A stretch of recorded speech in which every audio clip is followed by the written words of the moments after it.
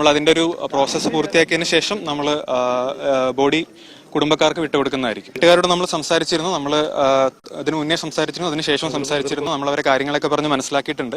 അപ്പൊ ഇതിനുശേഷം അവരവിടെ വരുവാണെങ്കിൽ നമ്മൾ ബോഡി വിട്ടുകൊടുക്കുമ്പോൾ എങ്ങനെ എല്ലാ കാര്യങ്ങളും പറഞ്ഞ് മനസ്സിലാക്കിയിട്ടുണ്ട്. ഇല്ല, ബുദ്ധിമുട്ടൊന്നുമില്ല. എല്ലാം നിയമപരമായിട്ടായിരുന്നു. പോലീസ് ഇന്ന് എല്ലാവിധ സജ്ജീകരണങ്ങളും ഇവിടെ ചെയ്തിട്ടുണ്ടായിരുന്നു. അപ്പൊ നമ്മുടെ ജില്ലാ ഭരണകൂടത്തിന്റെ ഭാഗത്തു നിന്നാണെങ്കിലും എല്ലാം ഇന്ന് നിയമപ്രകാരം തന്നെയാണ് ചെയ്തത്. മറ്റു ബുദ്ധിമുട്ടുള്ള കാര്യങ്ങളൊന്നും ഉണ്ടായിട്ടില്ല. തിരുവനന്തപുരം സബ് കളക്ടറും സബ് ഡിവിഷൻ മജിസ്ട്രേറ്റുമായ OV ആൽഫ്രഡാണ് ആ യുവാവ്.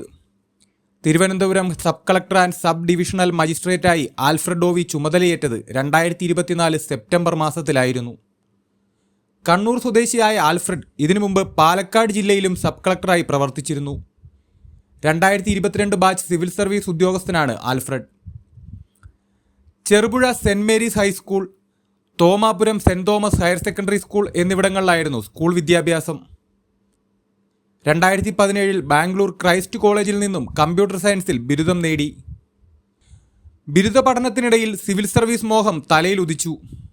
എന്നാൽ ആൽഫ്രഡിൻ്റെ ആദ്യ ശ്രമം പരാജയപ്പെടുകയായിരുന്നു. നിരാശനാകാതെ നടത്തിയ രണ്ടാം ശ്രമത്തിൽ ഇന്ത്യൻ പോസ്റ്റൽ സർവീസിൽ നിയമനം ലഭിച്ചു. എന്നാൽ തൻ്റെ മോഹം അവിടം കൊണ്ട് അവസാനിപ്പിക്കാൻ കൂട്ടാക്കാതിരുന്ന ആൽഫ്രഡ് മൂന്നാം ശ്രമത്തിൽ തന്റെ സ്വപ്നം പൂവണിക്കുകയായിരുന്നു. പ്രിപ്പറേഷൻ എപ്പോഴും പറ്റുന്ന ഒരു കാര്യമാണ്. നമ്മള് CID മോസ്റ്റർ സീനില്ല, നമ്മള് ഫ്ലാറ്റ് ഇറങ്ങിയിട്ട് വന്ന നേരത്ത് ഈശ്വരന്റെ ഫ്രിഡ്ജ്, ഈശ്വരന്റെ ഇത്. അപ്പൊ അതുപോലെയാണ് നമ്മൾ പലപ്പോഴും പഠിക്കുമ്പോഴും സംഭവിക്കുക. നമ്മളിപ്പോ കറണ്ട് അഫയേഴ്സ് പഠിക്കുകയാണെങ്കിൽ എന്റെ ഈ മാഗസിൻ, നമ്മൾ എല്ലാ മാഗസിനും ഓടി നടന്ന് പഠിക്കാനുള്ള ശ്രമമുണ്ട്. അപ്പം ലിമിറ്റഡ് സോഴ്സസ്, അത് നിങ്ങൾക്ക് ഒരുപാട് ടൈം സേവ് ചെയ്യും. നമ്മൾ ഒരു സബ്ജക്ട് തന്നെ പല സോഴ്സിൽ നിന്ന് പഠിക്കുന്നതിന് പകരം നിങ്ങൾ സിലബസ് മനസ്സിലാക്കുക. 57ാം റാങ്കുമായി തൻ്റെ IAS സ്വപ്നം ആൽഫ്രഡ് കീഴടക്കുക തന്നെ ചെയ്തു. ഇതിനിടയിൽ ദില്ലിയിൽ സോഫ്റ്റ്വെയർ എഞ്ചിനീയറായും ജോലി ചെയ്തു. മറ്റു മലയാളി ചെറുപ്പക്കാരെ പോലെ തന്നെ ഇതോടൊപ്പം സിനിമ, ഫുട്ബോൾ എല്ലാം തന്നെ നെഞ്ചേറ്റുന്നുണ്ട് ആൽഫ്രഡ്. കേരള ബ്ലാസ്റ്റേഴ്സിൻ്റെയും മാഞ്ചസ്റ്റർ യുണൈറ്റഡിൻ്റെയും കടുത്ത ആരാധകൻ കൂടിയാണ് ആൽഫ്രഡ്. ഒരു യുണൈറ്റഡ് ഫാൻ കൂടിയാണ്, പക്ഷേ ബ്ലാസ്റ്റേഴ്സ് ഫാൻസാണ്. നമുക്കറിയാം ബ്ലാസ്റ്റേഴ്സ് കേരള ഫുട്ബോളിൽ ഒരു വോയിഡ് ഉണ്ടായിരുന്നു. നമുക്കൊരു പ്രൊഫഷണൽ ക്ലബ്ബ് ഇല്ലായിരുന്ന സമയത്തായിരുന്നു നമ്മുടെ കേരള ബ്ലാസ്റ്റേഴ്സിൻ്റെ ലോഞ്ച്. അപ്പം ആ ഒരു ഫസ്റ്റ് സീസൺ തൊട്ട് തന്നെ ഒരു ഭയങ്കര ഒരു ഫാൻ അപ്രൂവലായിരുന്നു. അപ്പം നമ്മളും ആ ഒരു ഇതിൻ്റെ ടൈമിൻ്റെ കൂടെ പോയി. പിന്നെ ഫസ്റ്റ് സീസൺ തന്നെ നമുക്ക് കിടലം കളിയായിരുന്നു, നമ്മൾ ഫൈനലിൽ എത്തിയിരുന്നു. അപ്പോൾ തന്നെ ഓക്കെ സെറ്റ്, ആ ഒരു ഇഷ്ടം വന്നു. പിന്നെ അത് ഗ്രാജുവലി നമ്മൾ എല്ലാ സീസണും കളി കാണും. ഇപ്പോൾ ചില സീസണിൽ ബ്ലാസ്റ്റേഴ്സ് ലോ ആവും, അപ്പോൾ നമ്മൾ ഓക്കെ അടുത്ത സീസൺ വീണ്ടും ഹോപ്പ് വെക്കും. നമ്മുടെ UPSC പ്രിപ്പറേഷൻ പോലെ തന്നെയാണ് ബ്ലാസ്റ്റേഴ്സ്. നമ്മൾ ഓരോ അറ്റംപ്റ്റിൽ നമ്മൾ താന്നു പോകും, ഒരു സീസണിൽ ബ്ലാസ്റ്റേഴ്സ് താന്നു പോകും, പക്ഷെ നമ്മൾ നിർത്തില്ല. ഹോപ്പുണ്ട്, ഇനി ഇമ്പ്രൂവ് ചെയ്യാൻ പറ്റുന്നൊരു ഹോപ്പ് മാച്ചിലും ഉണ്ട്, നമ്മുടെ അറ്റംപ്റ്റിലും ഉണ്ട്. അപ്പം ആ ഒരു ഇതുണ്ടായിരുന്നു. ഒരു മാക്സിമം നമ്മുടെ പൊട്ടൻഷ്യലിനെ പറ്റിയ നല്ല ഒരു ഓഫീസർ ആവണമെന്നുള്ള ലക്ഷ്യമുണ്ട്. പിന്നെ ഒരുപാട് സോഷ്യൽ സെക്ടറിലൊക്കെ ഒരുപാട് ചേഞ്ചസ് വരുത്താനുള്ള ഒരു ആഗ്രഹങ്ങളൊക്കെ മനസ്സിലുണ്ട്.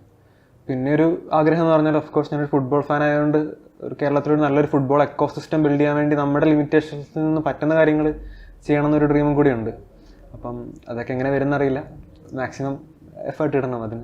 നെയ്യാറ്റിൻകരയിൽ വിവാദമുയർന്നപ്പോൾ പ്രശ്നം ക്രമസമാധാന പ്രശ്നമായും വർഗീയ ചേരിതിരിവിലേക്കും വഴിതിരിയുന്ന ഘട്ടത്തിൽ തൻ്റെ കർത്തവ്യബോധം ശരിയായി മനസ്സിലാക്കിയ ആൽഫ്രഡ് ഉണർന്നു പ്രവർത്തിക്കുന്നത് കേരളം കണ്ണിമ ചിമ്മാതെ കണ്ടു നിൽക്കുകയായിരുന്നു. പ്രകോപനങ്ങളിൽ വീഴാതെ അതോടൊപ്പം നിയമം നടപ്പാക്കേണ്ട ആവശ്യകത തർക്കത്തിലേർപ്പെട്ട ഓരോരുത്തരെയും ബോധ്യപ്പെടുത്താൻ ആൽഫ്രഡിന് സാധിച്ചിരുന്നു. ഞങ്ങൾ വിചാരിച്ചാൽ ആൾ കൂടും കൊട്ടെന്ന്. ഇതിപ്പം ആള് കൂട്ടുന്ന വിഷയമല്ല, ഞാൻ പറഞ്ഞല്ലോ. നമ്മൾ ആദ്യം സാർ വീണ്ടും കുഴഞ്ഞ് സംസാരിക്കില്ല. ആദ്യം സാർ ഡിസിഷൻ എടുക്കണം. ആ പാവപ്പെട്ട സ്ത്രീക്ക് ഒരു നോട്ടീസ് കൊടുക്കാൻ തയ്യാറാണോ? നോട്ടീസ് തടസ്സമില്ല സാർ, അവർ പുറത്തോട്ട് ചെയ്തിട്ട് അത് കഴിഞ്ഞിട്ട് പെട്ടെന്ന് ഒരു ആക്ഷനിലേക്ക് സാർ പോകരുത്. പോയാൽ ഇവിടെ ക്രമസമാധാന പ്രശ്നം ഉണ്ടാകും. അതിന് ഒരു അവസരം ആദ്യമായിട്ട് ചെയ്യരുത്. ഇന്ന് മൃതദേഹം പുറത്തെടുക്കുമ്പോഴും ആദ്യ അവസാനം ജാഗ്രതയോടെ ആൽഫ്രഡ് സ്ഥലത്ത് സജീവമായിരുന്നു.